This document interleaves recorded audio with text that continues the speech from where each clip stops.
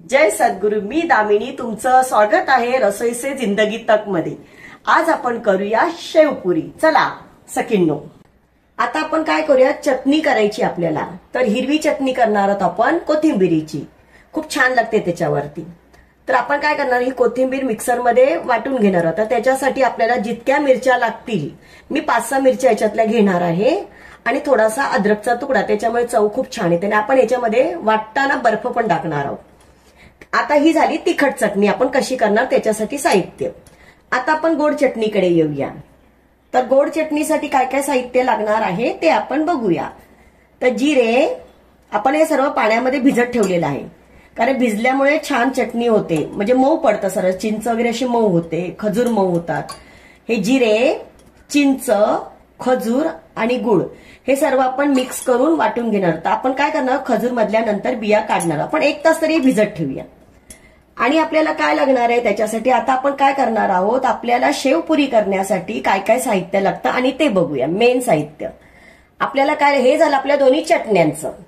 त्यासाठी आपल्याला आपण कांदा, कोथिंबीर आणि टोमॅटो घेतलेले आहे, हे सर्व आपण बारीक चिरून घेणार आहोत। आणि त्याच्यावरती टाकण्यासाठी आपल्याला ही बारीक शेव आणि ही तळलेली चण्याची डाळ आहे बघा। ही डाळ ना खूप छान लागते त्याच्यामध्ये। आणि सर्वात महत्वाचं आपल्याला काय लागणार आहे, तर बटाटा। तर हा बटाटा लागणार आहे। तर आपण बटाटा काय करणार आहोत, उकडून घेणार आहोत। बटाटे ना नेहमी आडवे किंवा उभे कापून घ्यायचे बघा। मी आता आडवे कापलेले आहेत, का माहितीये का, कारण बटाटा आहे ना छानपैकी शिजतो, नाही तर थोडासा मध्ये ना असा कच्चा राहतो तो, आणि मग आपण जेव्हा सोलतो ना बटाटा तर त्यावेळेस तो कचरट वाटतो, म्हणून आपण अशा फोडी करून त्याच्यामध्ये टाकायच्या। आता आपण काय करूया, गॅस चालू करूया आणि आपण याला 3 ते 4 शिट्ट्या करून घेऊया, म्हणजे आपला बटाटा मऊ मस्त शिजला जाईल, कारण हा याला मऊ बटाटाच हवा। आता आपल्या कुकरच्या शिट्ट्या होत आहेत। हे आपण चिंच, गूळ, जिरे हे सर्व टाकून, आपण खजूर ते सर्व टाकून आपण आता मिक्सरमध्ये फिरून घेणार आहे। आणि त्याचंच हे वरचं भिजवलेलं पाणी आहे, हे आपण नंतर टाकणार आहोत, कारण आपल्याला बघायचं आहे की किती घट्ट आहे पातळ आहे त्याच्यासाठी। चला आपण आता ह्या दोन्ही चटण्या करून घेऊया। आता आपली गोड चटणी तयार आहे। आता आपण तिखट चटणी करून घेऊया। ही बघा आपली चटणी तयार झालेली आहे, आपण आता काढून घेऊया। आता आपल्या दोन्ही चटण्या तयार आहेत, आपण चवीनुसार मीठ घालूया त्याच्यामध्ये।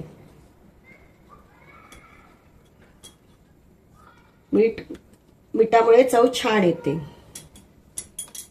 मस्तपैकी फिरून घेऊया, म्हणजे त्याच्यामध्ये मिक्स होऊन जाईल।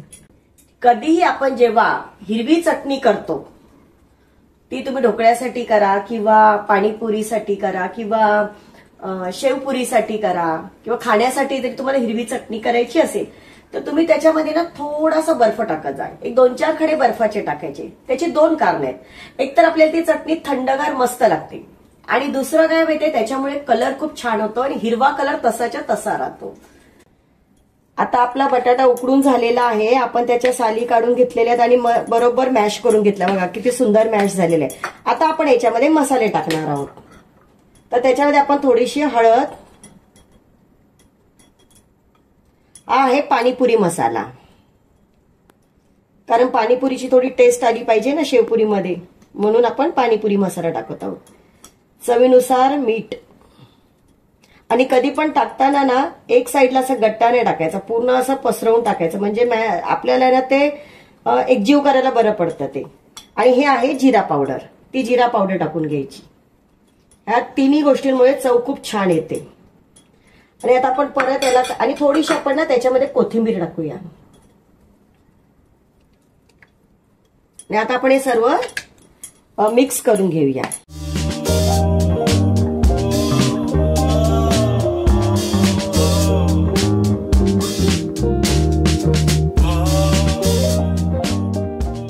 आता माझा मुलगा तुम्हाला शेवपुरी आपण केलेली आहे, सर्व तयार आहे, फक्त ती ताटामध्ये कशी सजवायची तो तुम्हाला दाखवेल।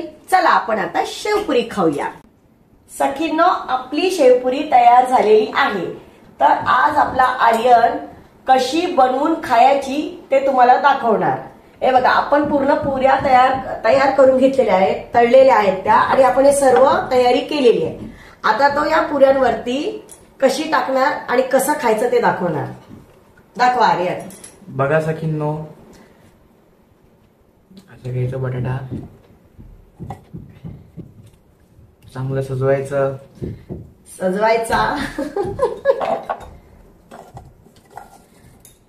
आपल्या पुऱ्या बघा मस्त अशा झालेल्या आहेत. आर्यन दाखवत आहे. असं टाक बटाट्याची भाजी पुरी. हा टाक तशी. त्याला मी मदत करते कारण त्याला समजत नाहीये मी.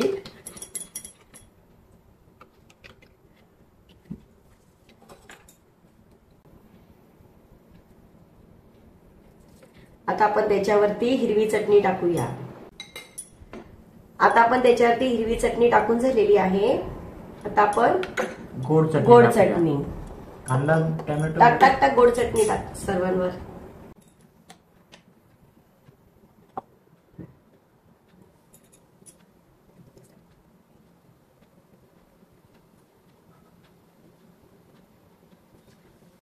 आता आपण त्याच्यावरती थोडासा कांदा घालूया, थोडासा टोमॅटो, थोडीशी डाळ.